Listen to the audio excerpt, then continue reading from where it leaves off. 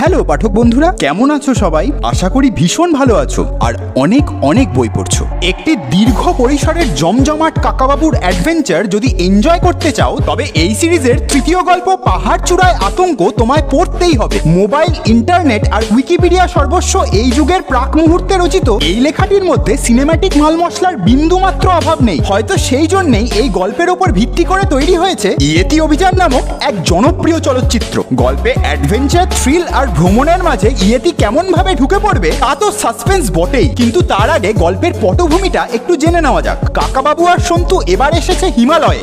আপাতত তাদের ঠাঁই হয়েছে পাথরের পুরনো এক গম্বুজের মধ্যে। খুব সম্ভবত কোনো এক সাহেব এখানে বসে এভারেস্টের দৃশ্য দেখবার জন্য এই গম্বুজটি নির্মাণ করেন, কারণ এই গম্বুজ থেকে সামান্য দূরত্ব এগোলেই স্পষ্ট দেখা যাবে এভারেস্টের চূড়াটি। কিন্তু এখানে কাকাবাবু কি উদ্দেশ্যে এসেছেন সে বিষয়ে সন্তু রইল সম্পূর্ণ ধোঁয়াশায়। ইতিমধ্যেই ওদের সঙ্গে আসা দুই শেরপাই বেশ অস্থির হয়ে উঠেছে, কিন্তু খোঁড়া পায়ে কাকাবাবু কি শেষ পর্যন্ত ট্রেকিং করে এভারেস্টের চূড়া আরোহণ করবেন? গল্প চলতে চলতে সেই নিয়েও কিন্তু পাঠকের কৌতূহল চরমে পৌঁছবে। এদিকে কাকাবাবুর সংগ্রহে রয়েছে এক আশ্চর্য জিনিস, কিন্তু তা দিয়ে কি হবে? এই সমস্তটাই হলো ধোঁয়াশা। এরপর শুরু হবে কিছু অসাধু মানুষের উৎপাত, আর এই উৎপাতের মধ্যেই জড়িয়ে পড়বে সন্তু সহ কাকাবাবু। কিন্তু কি নিয়ে এত উৎপাত? গল্পে ইয়েতির প্রসঙ্গটি বা কেমন ভাবে উঠে আসবে? এই সমস্তটার জট খুলবে একেবারে গল্পের শেষে। যা হোক, গল্পটা পড়ে কেমন লাগলো তা অবশ্যই কমেন্টে জানিও। আর এই ভিডিওটি ভালো লাগলে লাইক, শেয়ার আর সাবস্ক্রাইব করে আমাদের উৎসাহিত করো। ভালো থেকো আর